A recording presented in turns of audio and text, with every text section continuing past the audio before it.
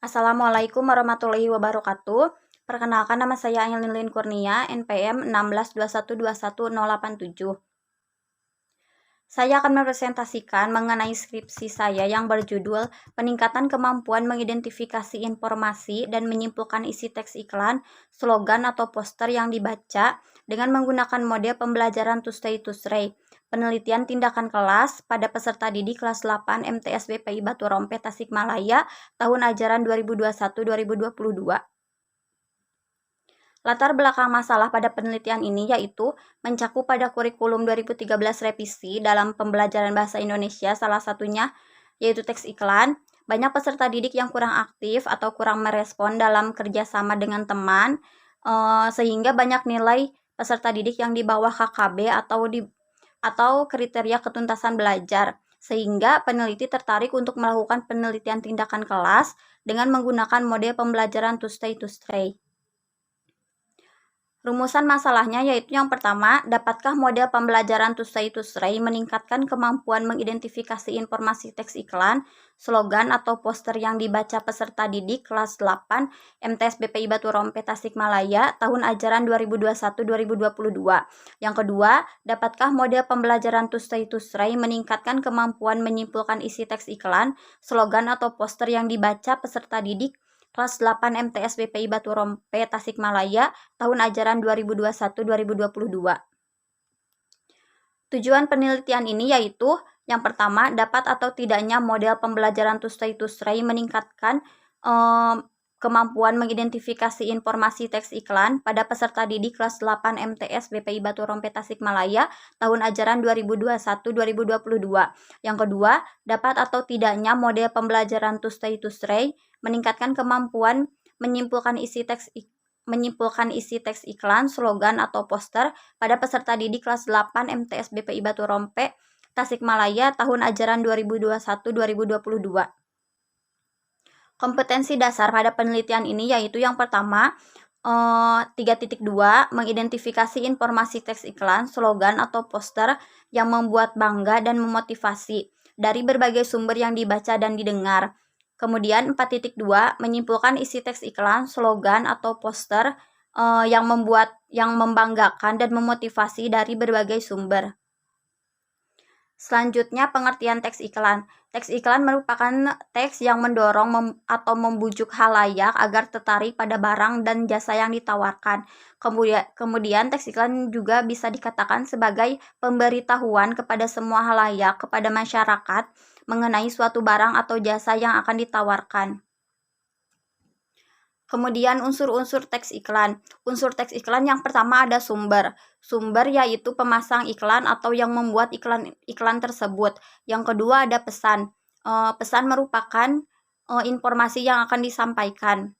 Kemudian ada media. Media yaitu sarana yang digunakan. Bisa media elektronik, media sosial, atau media cetak. Kemudian ada sasaran.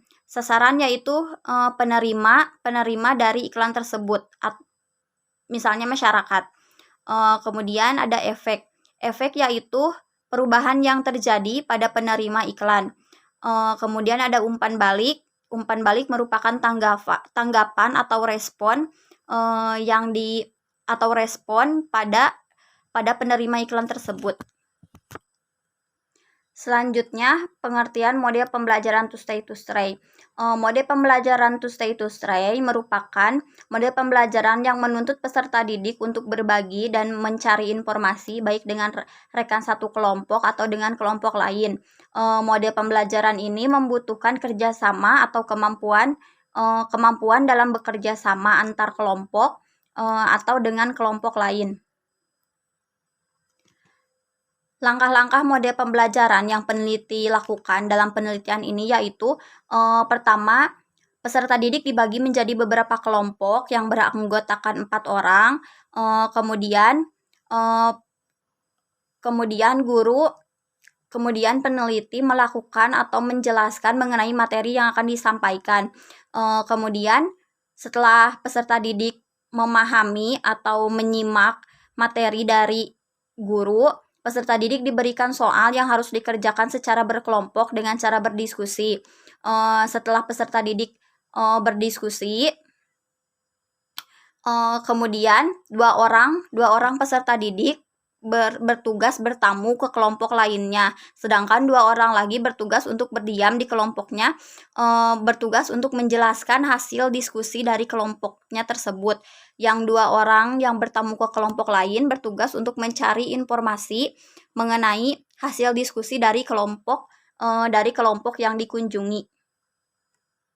Selanjutnya, kelebihan dan kekurangan model pembelajaran Tuesday-Tuesday.